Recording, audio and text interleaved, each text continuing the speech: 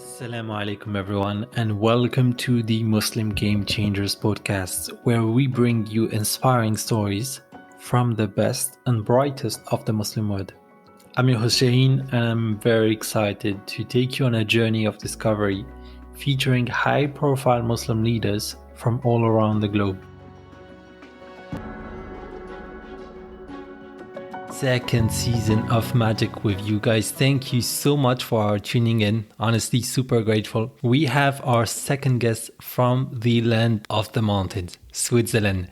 Today, Horia Hashimi. I think you're going to love how smart and positive she is. She has previously worked for Freelab and Geneva. Horia is the first author paper, and what sets her apart is being a pharmacist in a field of fundamental research. A quote that she likes, I know that a lot of you guys are going to relate, is the following. Indeed, with hardship comes ease. From the Quran, for those of you who don't know. I'm honored to have her on the show today. Assalamu alaikum, my sister. How are you doing today? Walaikum salam, Shaheen. I'm doing very good, thanks. Thank you very much for having me on here. And excited to share a bit of my experience. It's an honor. Honestly, thank you so much, my sister. I know it's late and you have agreed to be here with me today. It's honestly a privilege, like always. And my first question, if you're willing to answer it, inshallah, is can you tell us where were you born and what has been the journey? What has been the story of the place? I think it's a pretty interesting story from the place where you were born to the place where you are currently based. So basically, I was born in Afghanistan, and we all know that that's unfortunately a war-torn country. And when I was 6, my parents fled to Switzerland, so we embarked on a journey, which I don't remember very well because of my young age, but also I believe if you have such a big experience at 6, your brain doesn't want to remember it. Yeah. But so we moved to Switzerland when I was 6 years old. So basically we came here as refugees. And I did all my studies here in Switzerland, primary school, secondary school, everything. I haven't moved much. And I grew up in a city that's bilingual, so in French and German. It's called Birbien. It's a great city. We have a heart-shaped lake. And I then studied pharmacy in the University of Geneva and did my bachelor's and master's there. And then for my master project, I moved to EPFL in Lausanne, which is a polytechnic school. And I stayed there for a PhD in the same lab because I clicked with the professor and the project. Very good. You know, at 6, you moved as a refugee to Switzerland. I love that Switzerland is welcoming people who are in countries which are in a difficult position. I didn't know that it was actually the case. So now, how do you feel in Switzerland as someone who is now in the society? And Switzerland has, in a sense, has been all your life because at 6, you have just developed conscience. So how do you feel in this country? Do you feel at home? How do you feel? Do you feel plainly integrated in the current society of Switzerland? So that I think is a great question for everyone who's either a refugee or someone who is, let's say, genetically not from a European background and who grew up in Europe, right? In general, in Western countries. But I think it's the same situation if it were the other way around, right? If someone who is genetically, I don't know, Swiss grows up in Afghanistan, I don't think they ever will have this sentiment of belonging anywhere. Yeah. So when I talk about this with other people that have similar journeys to me, and it's always we have this dual personality kind of where you do feel Swiss on some values and some aspects, but you still do feel Afghan as well. Like from my own experience, I do still feel Afghan. And what I joke around about is like, for me, the food and the music is always going to be Afghan. The parties, the hospitality is going to be Afghan, but I think more on some political views, I'm going to be maybe more Swiss, etc. But then comes again religion as well. So you have all these difficult, complex parts of yourself that have to come together in a puzzle, which is never really easy. And also you never really belong, right? Because I don't look Swiss. Even before I was wearing the headscarf, and now I wear the headscarf. So I look even more attached to some cliches that more Western countries have because of, we know, the media. But so it's kind of complicated to feel that you belong. So I don't know if I would say that I feel like I belong in Switzerland, but in general, when I'm surrounded by people that I like and I love that, then I feel like I belong, even though they don't look like me, they don't have the same faith, the same origins, etc. that's where I feel I belong. I feel that I belong more with people when I'm with people than when I'm in a location. I don't know if that makes sense, but yeah. Honestly, that's very well phrased, Yeah. how you phrase the dual personality. I think we all can relate to what you're saying, my sister. One thing I wanted to know, at the time of the events, there are some things happening in the world, and there is one comment which struck me. It's that it was an Afghan guy, and he didn't phrase it well, but he was like, is someone paying attention to what's happening in Afghanistan? And he did not phrase it well on LinkedIn, and he got a bit of backlash. But the fact is, it really struck with me because I told myself that the brother, he's a bit in a state of despair, that there are many things going on in the world.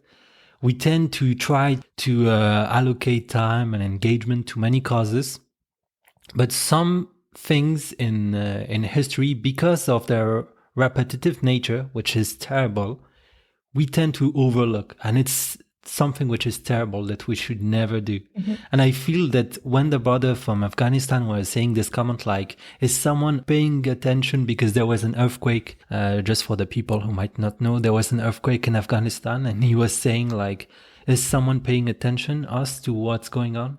So I just wanted your thoughts on this. Like, do you feel Afghanistan is getting enough attention from like even humanitarian type of, for instance, Islamic Relief, those type of ONGs? Do you think, what are your thoughts? Okay, maybe I will make some enemies, but yeah, I don't think so. I agree with the person who cried for help. I do not think Afghanistan is getting the attention. I'm not saying it deserves it, right? Because how can you say that someone deserves attention based on the horrors that's happening? But it is true that historically we've been through so much that it's almost become a norm that Afghan people are going to be miserable. They're going to go through very strong hardships, right? It's going to be kind of looked over. Also on the humanitarian basis, and this I have like quite a good example, is that please don't hate on me. No, not But I remember that when they were, and I'm not saying one person deserves it more, I'm just saying both deserve it, right? But when they were earthquakes in Turkey and Syria, I remember very vividly that we all came together, we opened funds, we did bake sales, etc. Whereas when the same thing happened for Afghanistan, my sister reached out to someone that told her, oh yeah, you can organize something if you want to. And this struck very deep inside of us because we didn't ask other people like, oh, go ahead and organize it. We were also at the center of organization and helping out when it was for people that are not from our country, or even if it's not our religion, right?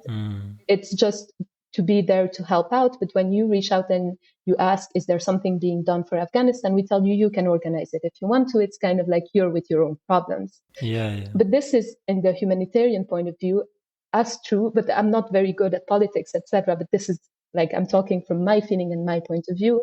I see it as well in a political point of view as well. I see the same thing where when the Taliban took over Afghanistan again, this time, what happened a few months later is that the UN in Geneva invited Taliban to speak with them, which was a big slap in the face of all Afghan people, which is basically, okay, these people have done horrors in the past. They claim they're more peaceful now, and it turns out they actually are more peaceful. But I mean, they did forcibly take over a country, and you're just sitting down with them, discussing what they did with them openly, whereas you wouldn't do that with, I don't know, another country where someone takes it by force. You wouldn't sit down and discuss with that person. I don't know, like Putin wasn't. Yeah, exactly. In Geneva with claps and tea and everything when he took over Ukraine, right? It was condemned. And I feel like just opening a debate on some subjects shows that they're subject to debate, whereas sometimes there is not.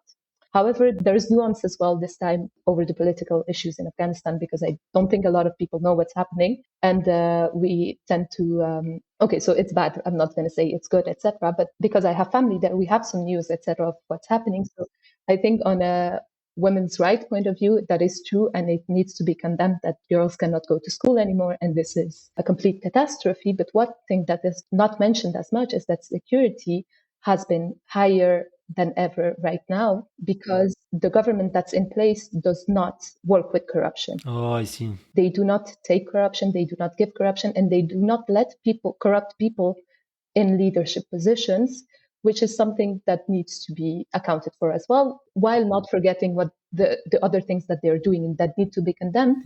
One thing that needs to be, I would say, underlined is also people feel safer and the country is safer now than it was before. But it doesn't mean that it's a good situation either. I completely understand. And honestly, thank you so much for sharing this with us. Honestly, God bless you, my sister, and God bless our brothers and sisters in Afghanistan. May Allah ease us for them. I will just talk on my behalf. Every life for me is equal to the other. And the distress of any country in the Ummah is the same distress. I will feel the same emotions for my brothers and sisters in Afghanistan. May God bless you all. Thank you. So I just wanted to drop this. Thank you very much.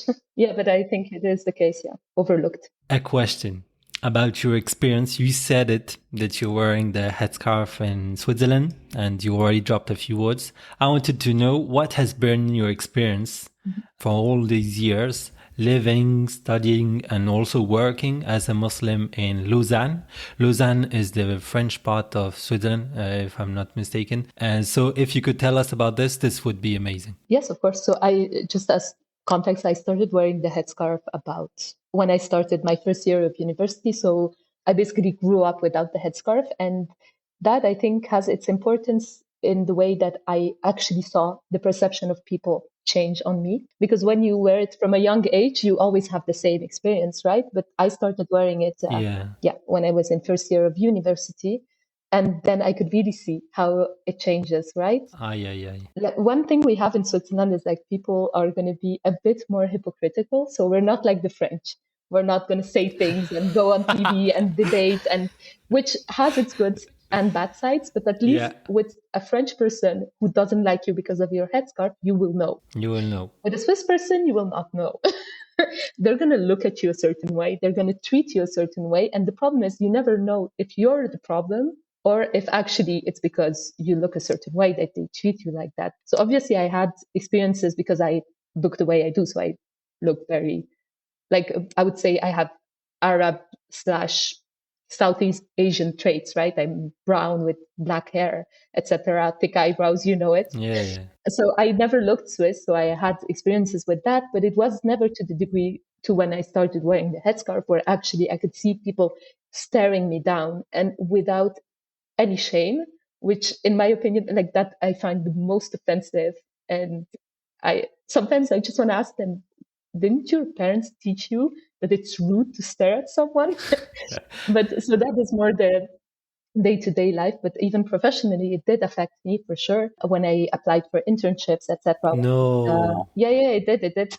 So I can tell you a very striking example. So between the first year and second year of pharmacy, you're supposed to do a 4-week long internship, which is not paid, and it's just 4 weeks. It's just to have like a foot in a community pharmacy to see how it works, right? Because at the end of the day, we're supposed to become pharmacists. And I applied with my CV, and I put a picture on my CV. Big mistake is girls don't put a picture on your CV. Well, I will and I will tell you why. I applied to 64 pharmacies. 64 with my picture on my CV. And this is, a mandatory unpaid 4-week internship, which all the pharmacies know it's happening. All the students know it's happening. So it's something that's normally quite easy. You walk in a pharmacy, you don't need skills or anything because it's so introductory and so preliminary that it's not even based on your skills or whatever. And I received 2 responses from 64 pharmacies, one of which was no, and the other which was, okay, we'll take you in. And that's it. So it means that 62 people didn't even think that I was worth answering to based on that one picture. And now we move forward a few years when I was in my in my first year of master's, because in the second year of master's in pharmacy, basically what you do is separated in 2. You do a master project and you write a master thesis, and then you also do a 6-month internship in a pharmacy, where here it's more a bit not exactly based on your skills, but then you're a bit paid and you're an official pharmacy intern and you're actually useful to the pharmacy to some extent as well, because you have way more knowledge than in first year, right? Mm-hmm. And here I didn't put in my photo in my CV, and I got 3 interviews, and from the 3 interviews, I got accepted in 2 positions. Yeah. And I didn't apply to 64 pharmacies. So basically what I did is I picked up the phone and I called and I was like, I'm wearing a headscarf. I will not take it off. Will you take it or not? And people, because they saw my CV at that point, they were like, oh no, come in for an interview, right? Because then they put my skills before my appearance. Very good. And yeah, yeah, I got the 2 out of 3, which is quite good. And this was only based on my skills. And afterwards, I informed them when they called back for an interview, and informed I have a headscarf. If you ask me to take it off, I will not come in, and that's it. Thank you so much for sharing these anecdotes. I love it. I absolutely love it. I know that the audience are going to love you. I can tell. I wanted to know more about one thing, one aspect. In companies, they have diversity and inclusion, big corporation, like for instance, when you have Nestle, Rolex, Roche, those type of companies, they have diversity and inclusion type of departments which implement strategies. I noticed something, and I want your thoughts on this, that sometimes they completely overlook the Muslim thing, but growing in your career, you talked about the skills, that you make certain skills, certain skills are not something, they are so niche that you are in a position of strength. You are in a position where you can say no to certain companies, etc. So they want to attract you. And this is what I have understood. For instance, I work in tech. I have understood that either they accept me as myself, being Muslim, being proud to be Muslim, being proud to encourage Muslims to be proud, or either I'm out. And they don't have a choice because I work in tech. But you are in such a position also. Do you think that, it's, what are your thoughts on this? Do you think it's an asset now to be in a niche type of skills where you can tell yourself, I agree.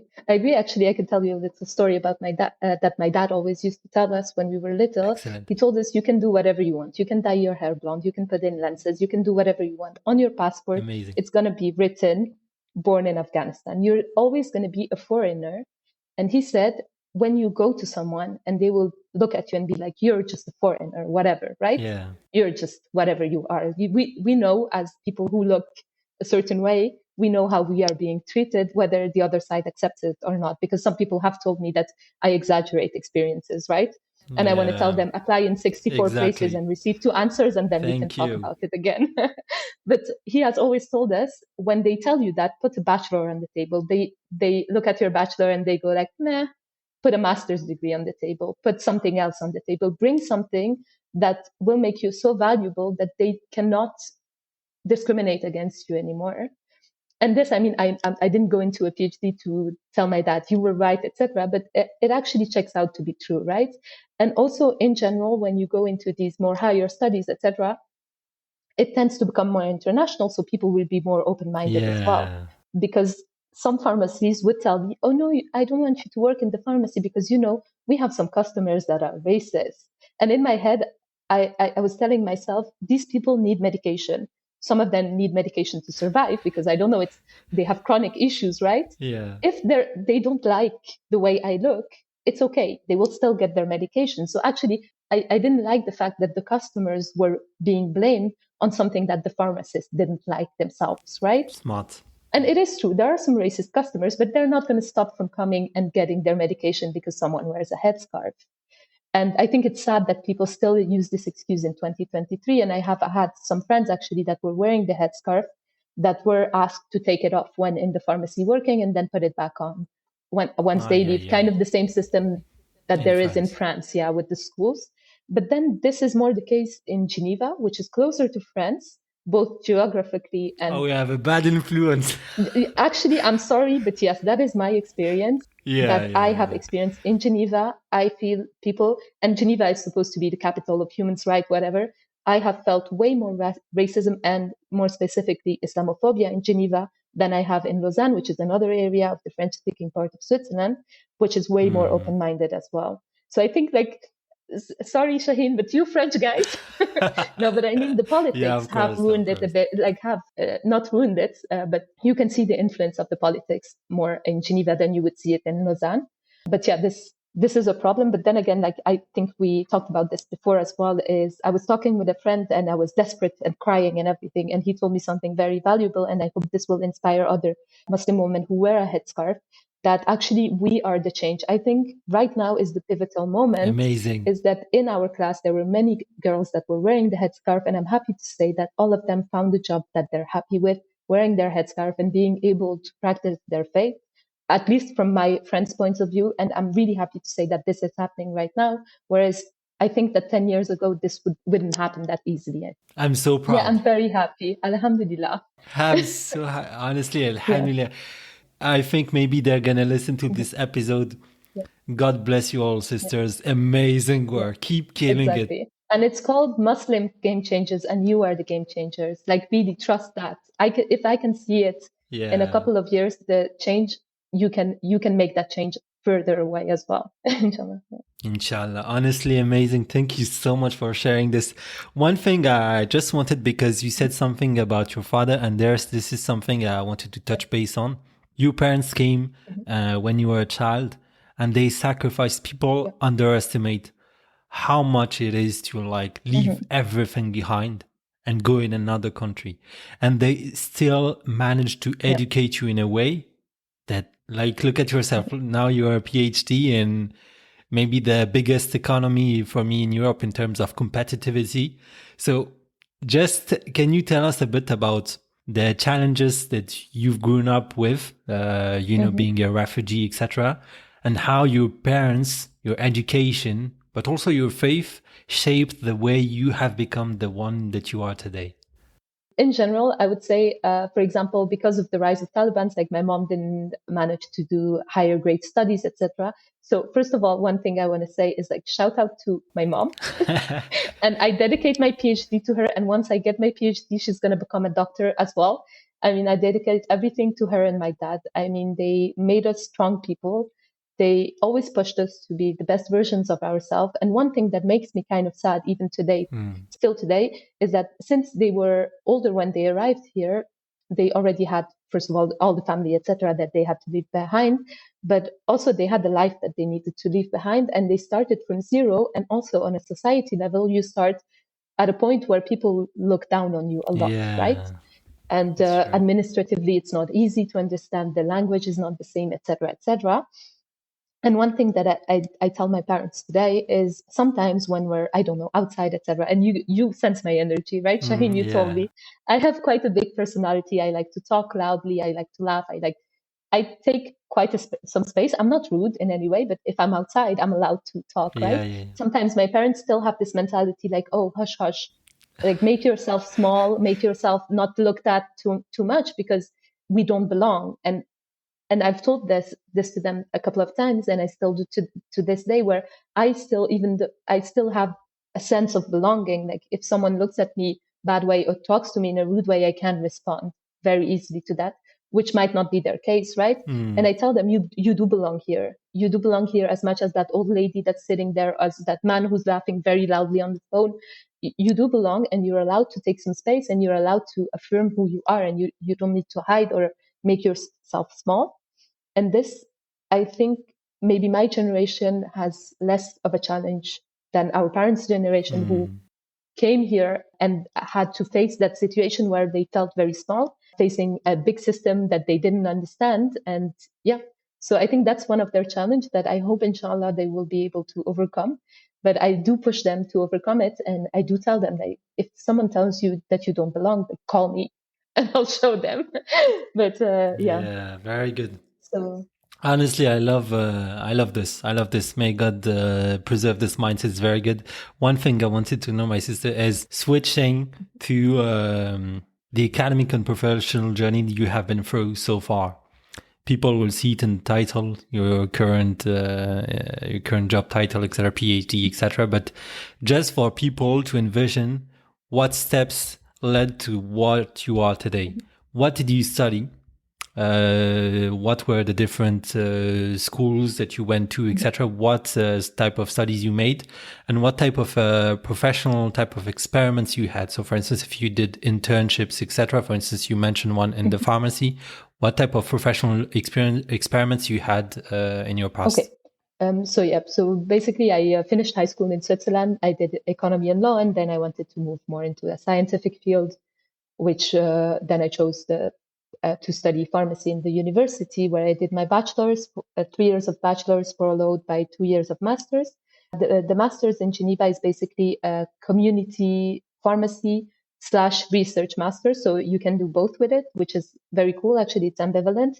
And at the end of that, you would take a state exam, which I think it's kind of similar across European, and I even think in the US, where you actually take a state exam that makes you officially, gives you the title of pharmacist. Yeah. Because with a master of pharmacy, you're not officially a pharmacist. I think in French, you guys call that a doctor in pharmacy. Yeah. Which we can talk about because you don't do a PhD, but that's okay. But yeah, so basically that's what I did. So I passed my state exam. So I officially was a pharmacist, and that allows you to work in a community pharmacy with the title of pharmacist. And then I got my master's, which is enough to continue in a more academic journey if you want to. And I always was attracted more into the research field ever since my first year of university. I always wanted to do research. And my last internships in the master's, where I actually worked in a community pharmacy and did my master project in a research lab, that confirmed what I wanted from the start. In general, I tend to say that I'm lucky because I was lucky I found a good lab, et cetera, et cetera. But also I have to say that I'm very grateful, alhamdulillah. I think all my du'as, like all my prayers were answered. Every time I asked for something very big, it was answered. So that I think is amazing. There's an ayah in Surah Ibrahim actually that talks about this as well. But also I was lucky. I met the right people. Basically in the master's, since it's divided in two, as I said, you do a community pharmacy internship and a master thesis. During my master thesis, I really clicked with the project I was doing. I really liked it. It was on fat, basically, or adipose tissue, which is a bit more technical term. And I really liked the professor. I liked the lab as well, which is very important. I believe I can come back to it later. And then the professor offered me a position as a PhD student. So once I finished my study, I joined his lab as a PhD student. And what I was saying before with the lab is like, if you want to do a PhD in research, know one thing, it's going to be very challenging. Mm-hmm.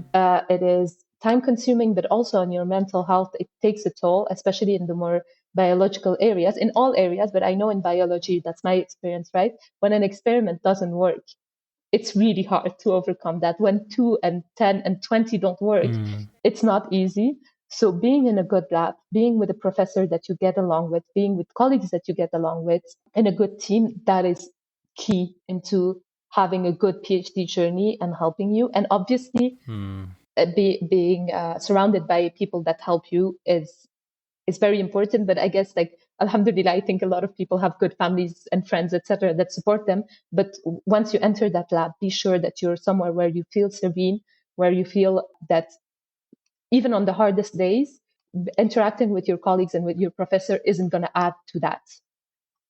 So that I think is key. That's what I found was very cool in the pharmaceutical research side. It's that you learn the theory, but then you can also put it in practice. You know, there are certain, for instance, let's mention something. For instance, a law student just gonna be theory, and then he's gonna have an experiment, an experience where he's gonna be in a law firm doing some paperwork. But here, it's so cool that as a PhD, you can actually have hypotheses and then directly test them out. I think it's pretty cool to see that gap between the theory and the practical being very slim. Yeah, that is true. And also with the pharmacy studies that I did, well, we're not that fundamental in pharmacy, right? It's more applied things that I learned during my studies, but still we have quite a lot of lab practice.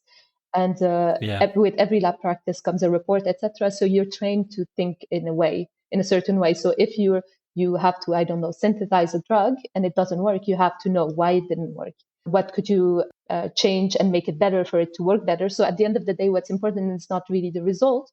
It is important, of course, you're not going to make a drug that kills people, but what is very important is to understand how the process works. Yeah. And if it messes up, what was messed up to make it better for next time. And I think that really helped me to adapt as well to a more fundamental research field, because when I arrived, I had some basic biology knowledge, etc., because now it's very fundamental in the way that I'm going more towards biology than really pharmaceutical, I don't know, drug synthesizing or looking for a different medication, etc. So it's very fundamental. So that helped me as well. The way of thinking is like, okay, there's a problem. How do I fix it? And you have to go back to the basis of it to understand how you can fix a problem or how you can change something to discover something new, or how actually what the result you're seeing, how can you interpret it? Because you're going to see A and B and C, but where could it come from, right?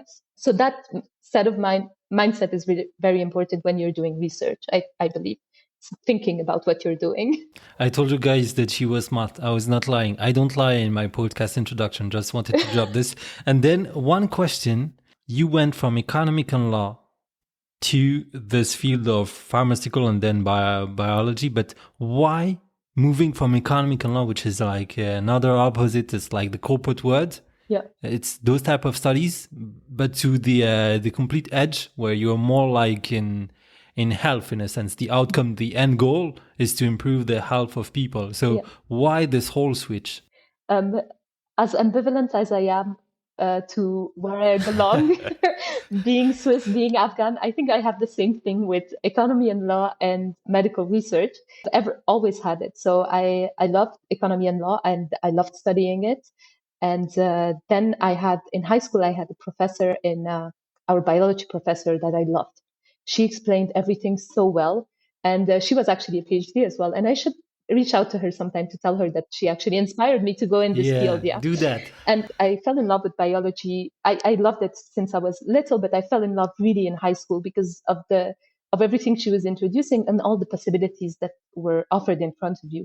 And one thing I can say is that actually, for me, doing research in biology helps me so much with my faith, because when I see how perfect a cell is made, how perfect an organism is made, it really brings me back to my faith and why I believe what I believe. It's like it cannot be this perfect based on random things, right? Obviously, we have imperfections, we have diseases, etc. But how your body works, as soon as you had the flu last week, right, Shaheen? How your body overcame that, and every single small cell, or even if you go further down, molecular interactions that occur for you to be able to be sitting here and talking with me right now, to me is amazing, and it really helps me with my faith. I'm like, this is perfect.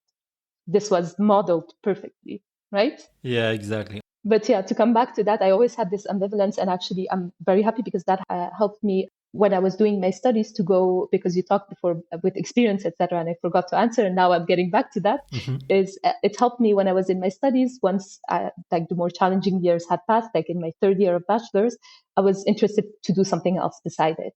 And that's where I actually joined the ASEP, as we call it. So it's the Swiss Association of Pharmacy Students of Switzerland. Okay. And because I wanted to do something different, I wanted to learn something new. And that actually helped me a lot with improving my English, first of all, but also with developing soft skills, which I cannot encourage you guys enough to go ahead and look for things that will push you to develop those soft skills, because technical skills, they can be learned. But soft skills, they have to be worked around, and you have to put in effort to be good at talking, to be a good mediator, to be good at communication. It needs a bit of work and more practice, because technical skills, you can learn the theory. Some people get their master's degree at 50 years old, right? So that can always happen for you, but work your soft skills, because that is going to make you stand out. And this ASEP experience really helped me with that.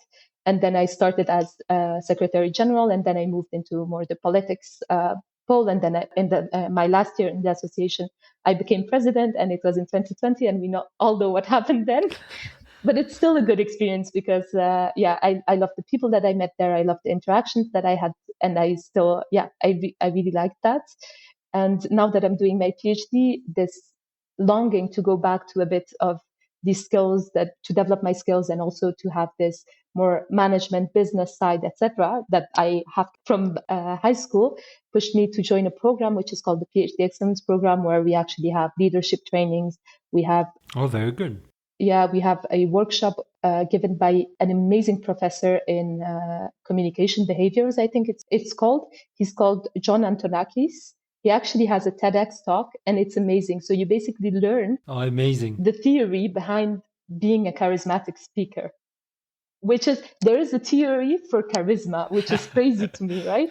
But it is. Some people are not born naturally charismatic, and there is actually theoretical and concrete things that you can do to have a better speech. So it is very cool. And this longing to develop skills as I go, more than technical skills that I'm acquiring in the lab and previously I was acquiring in my studies, really pushed me to join different programs, etc. And that's why I love when people tell me, I like your energy. I'm like, yeah, thank you. I've been working on that. Not consciously, but I have been drawn to things that made me develop that side of me that is more, I don't know, communication, etc., whatever it is that you call it. But altogether, it's a vibe or it's an energy that you put out to people. And I guess like I've always had that, and that pushed me to go look for things that would make me develop these sides as well more. So yeah. Exactly. And I think marketing your job is very important. I think half the pay raise you're getting is because of how you market it. And even half, I would say even like 90%, 90% of the pay raise you're getting is like how you market your job. Because there are some Yeah. people doing just things in the shadow and then they're missing out on things just because they don't know how to present their work. They don't know how to sell it. They just do it things because they're a bit shy, but then they're losing out on something while someone is not even 10% of their skills, but they're really good at selling things and they will have the pay raise every single time. So I think Yeah. that skill is super important. Maybe my sister, I could put that TEDx in the show notes of this episode so that people can maybe improve their public speaking skills. Could be very good. So go check it out. Inshallah, I will leave it in the show notes. Another question I had is, you said, my sister Horia, that you got offered a position as a PhD. Mm-hmm. Was it something that you envisioned at first, pursuing a PhD? Or was it something that came up, out of hazard? Can you tell us? And another question, because your mind goes very quickly, so I seize this opportunity. How would you say was the main difference between the workload, the rhythm between following a master degree and then being in a PhD courses? Okay. Yeah, I'll try not to go off topic too much. Oh, Sorry. no, very good, Yeah. very good.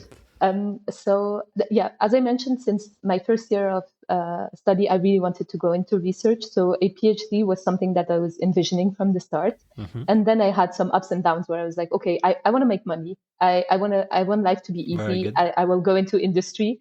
But then I was taken aback because I didn't like what was offered in the industry, and I didn't like it that much at that point in my life. And also, I was waiting somehow to do my community pharmacy, like the long 6 months internship we have at the end of our studies, to see how I actually liked that, which actually was a good experience.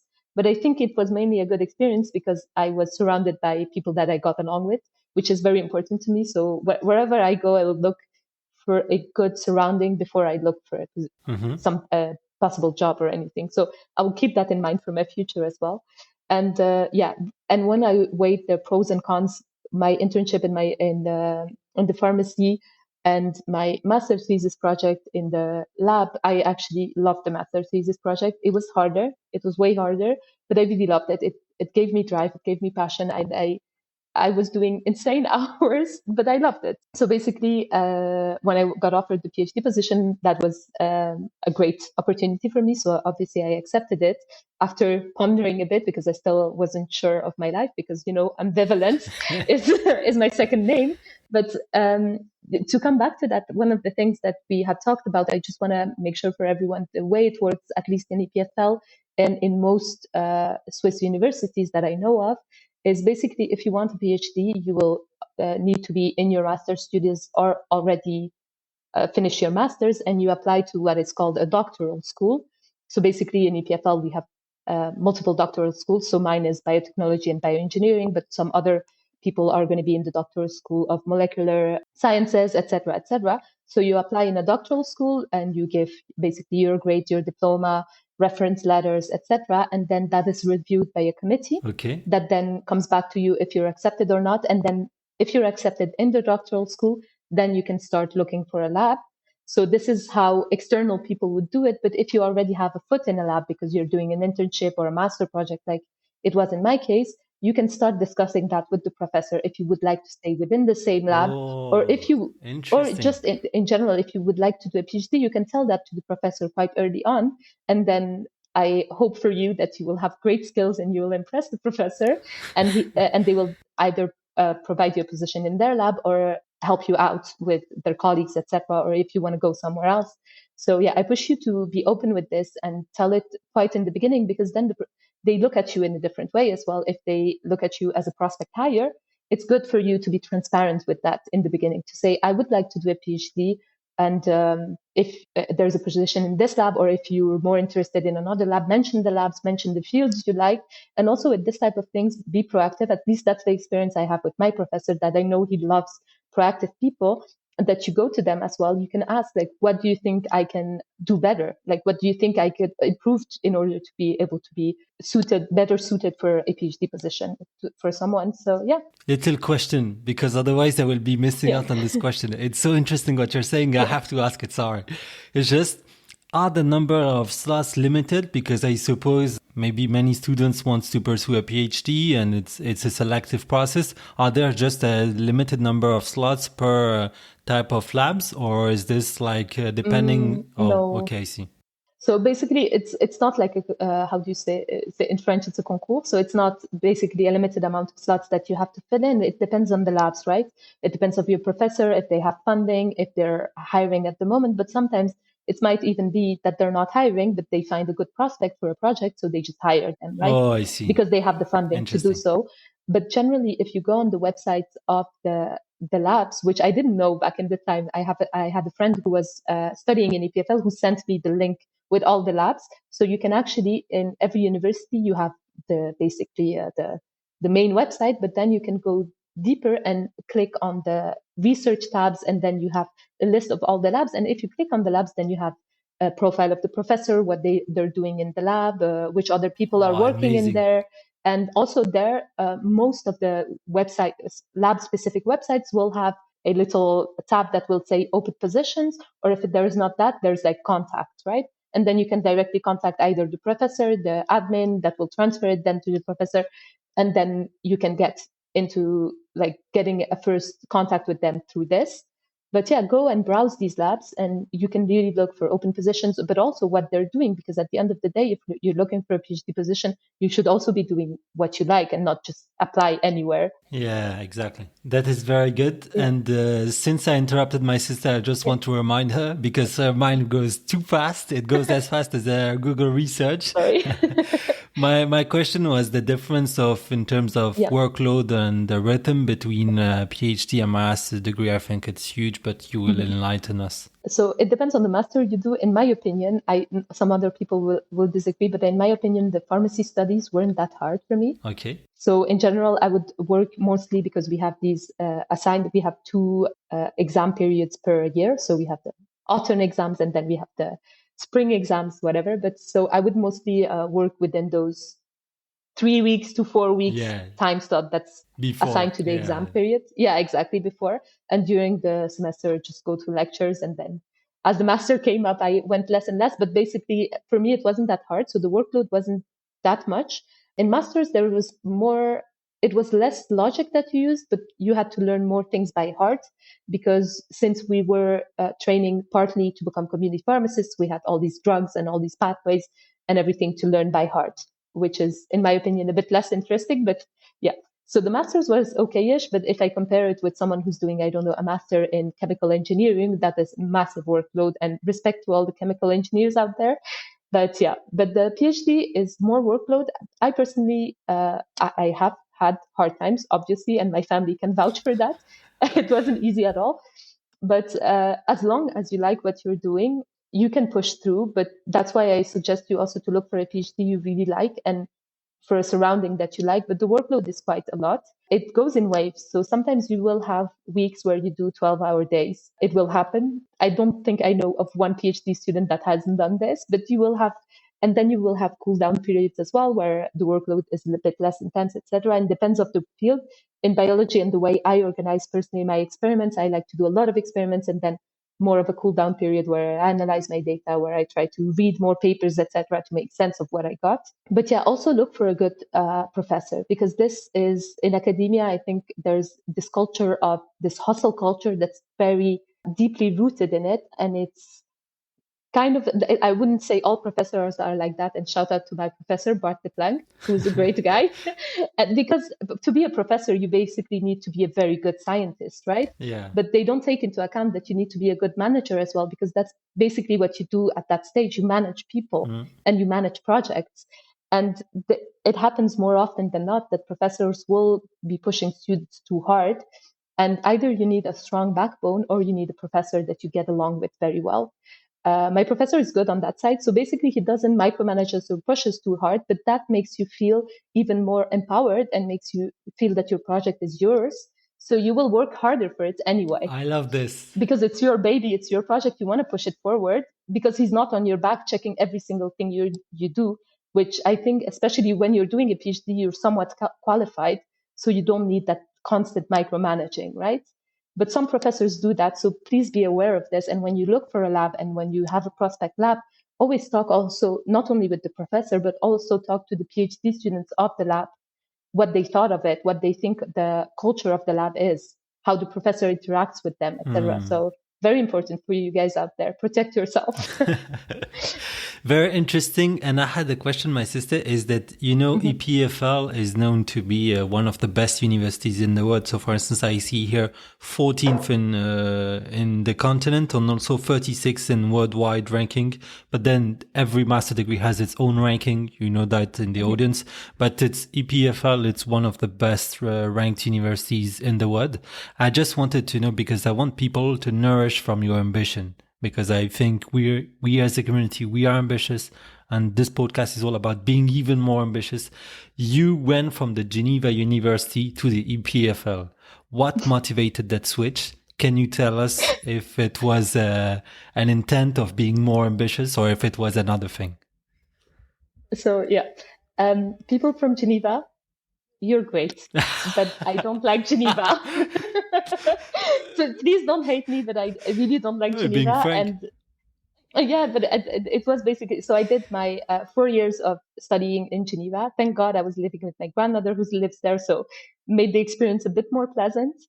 But yeah, so basically when came the time to look for a master project, because that's what, when I got into EPFL, I went to one of my professors and I said, we had a list of master projects we could choose from. Some of them were abroad, most of them were in the University of Geneva. Some of them were in EPFL, but I didn't like it. It was too chemistry/pharmacy oriented, and I wanted to go more into a fundamental field. So I asked my professor, do you have any contacts? Do you know of any labs, etc., that you know personally, so I can reach through you to go there, etc.? And he basically looked at me and said, Horia, why don't you just stay in Geneva? Why do you want to go somewhere else so badly? And I said, yeah, I just want to leave Geneva. I just don't like it here. I'm sorry, but whatever it is outside of Geneva, I love Lausanne because I did my first year of studies in Lausanne and the campus is beautiful. So I did it in the University of Lausanne. So I was looking both in the University of Lausanne and in EPFL because they're the same campus basically. Okay. And it's beautiful. We have a view on the lake. In spring, there are sheep on the campus. Wow. It's beautiful. It's like a picture. It's a picture, and it's amazing when you're having a stressful day and you see sheep. I mean, it's amazing, and they're babies. It's great. If you can come here, please do. So basically, that's how I got into EPFL because I was looking for master projects outside of Geneva, anything but outside of there. I looked in some labs in Neuchâtel as well, which is also a French-speaking city of Switzerland. Yeah. But yeah, I didn't find anything interesting. And I think I applied in 3 labs in the end. And I got 2 interviews and got accepted in both. And the reason I chose the lab I'm currently in is that I had a better vibe with the 2 people that interviewed me, which is that's basically what I based myself on. The other lab was very cool as well, and the professor was amazing too. And I actually did the interview directly with the professor and someone else from the lab. It was a great interview. They weren't like bad people or they didn't give me a bad vibe at all.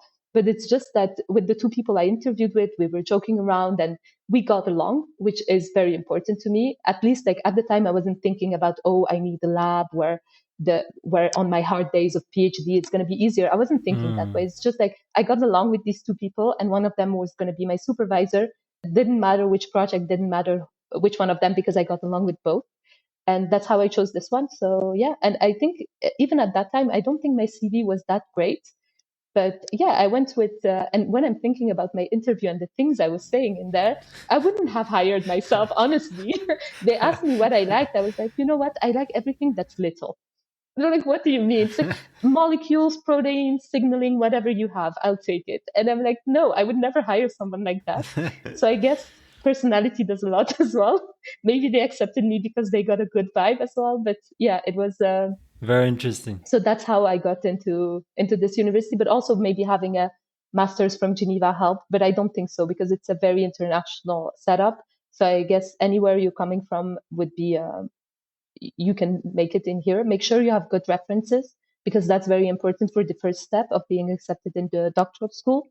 And if you can develop your soft skills, go ahead and do that as well. References are so important in Switzerland. One thing I wanted to underline is that our sister has really been very strategic, that she has witnessed that relationships with professors are very important. So she has based this as one of her criteria to make the right choices when it came to different options. I think this is a very strategic mindset, and I invite the people who are listening to get inspired by this mindset if they're thinking of a PhD. Another little side note I made was that the sheep, for the non-European audience, are used in campuses to actually mow the grass, and because so that they respect the environment. It's not something you bring a gardener, he uses a machine, just a sheep lying around, and it's beautiful to see. It's not delivering a carbon footprint. So I just wanted to drop this. It's beautiful. I hope more campuses are going to do this.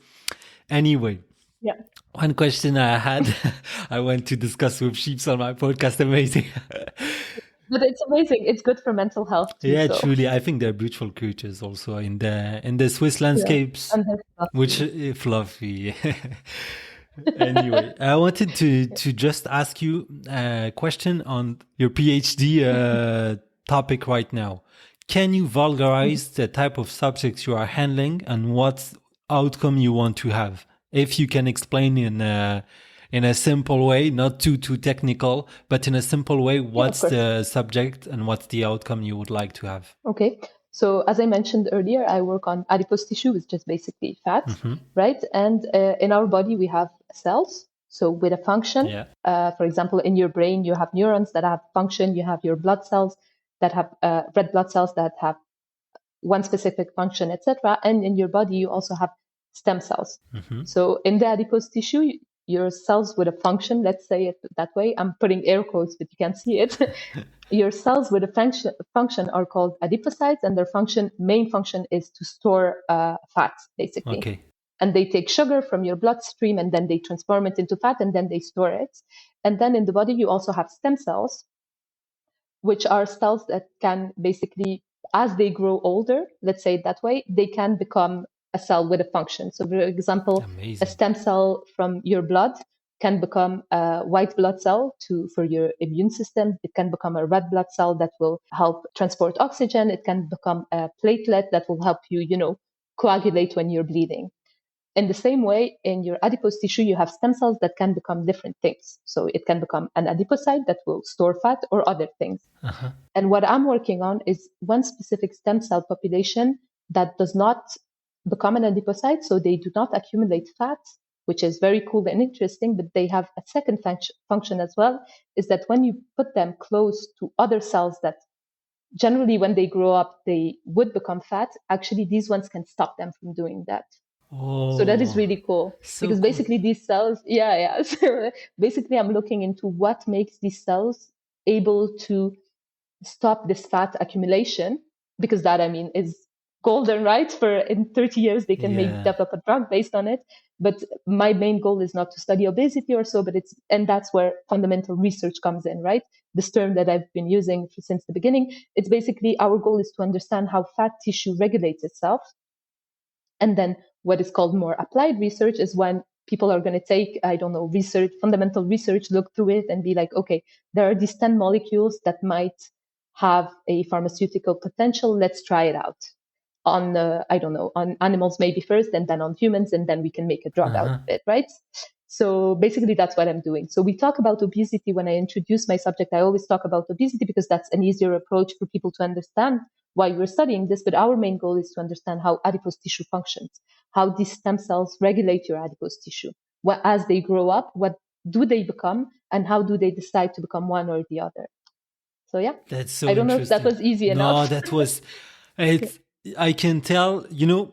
There is a saying in the corporate world. It's that you master a subject when you are able to vulgarize it. And I think you just did that. I personally understood perfectly. I hope the audience Amazing. did. I'm sure there's going to also be EPFL people in the audience, so I'm sure they're going to understand. But personally, I do know nothing about biology, and I understood perfectly. Thank you so much. A couple of questions, and then we have to free the sister. Although we would have liked her to stay here 5 hours, but one question from our previous guest, from Rushfiq Hamid, operation manager in Sydney. If you guys have not checked that episode, it's the previous one. Absolutely amazing guy. His heart, absolutely golden. God bless you, Rushfiq. So his question is the following. Wherever you are, how do we plan to build our community? Our biggest strength is when we come together. So what type of initiative should we have to, build a strong community? This is his question. Mm-hmm. So one thing that comes to mind when you ask that question is something that some people in Switzerland have set up already. And I'm ashamed to say that I haven't taken part in it yet, but I will. Also, already, like being in this podcast, I think as a community is amazing because then we can inspire other Muslims. Yeah. But there's this one network that's called Young Muslim Professionals or something like that. No, Muslim Professionals of Switzerland. Very good. Basically, they do afterworks and networking events, etc., for Muslims to find each other. And it's basically your podcast, but in life. So, Muslim youth with an advanced career that network with each other and that can then help out each other and inspire each other through these events. I think that is amazing because I have met so many people that were hired just because they had a common point with the person that was hiring them. Like I know this one girl that got hired in a position that was for a senior person, more than 10 years of experience, and she got hired right out of the studies because she clicked with the hiring person Amazing. who was also Italian. So they were both Italian, so they clicked and she got hired for the position.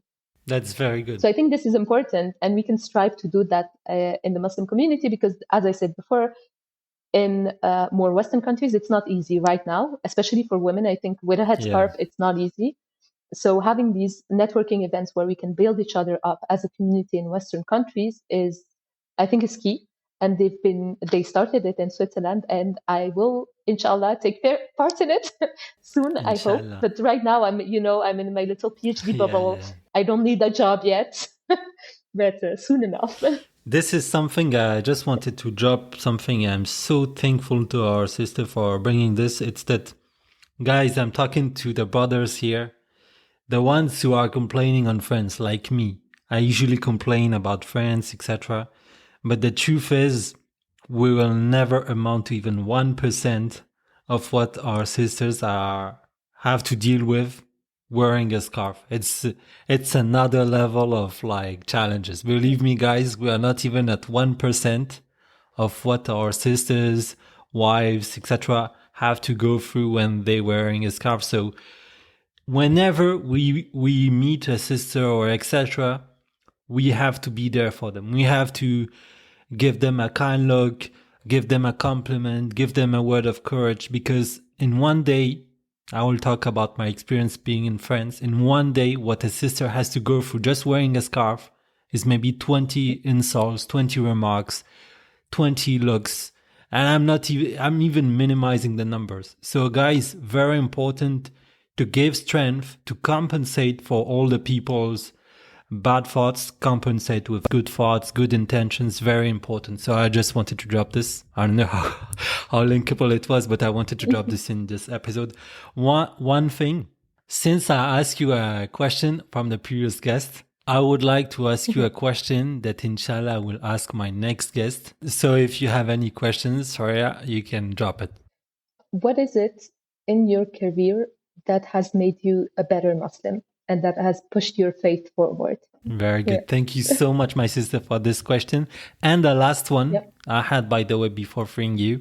Is there any upcoming exciting thing happening in your life, professional life, or anything that is happening that you would like to share with our listeners that we could be happy for you about? Yes, I have something very exciting actually as part of the PhD Excellence program. Since I'm part of that program, they made a portrait on me, which is basically done to thank the donors to the program. But the video is going to come up.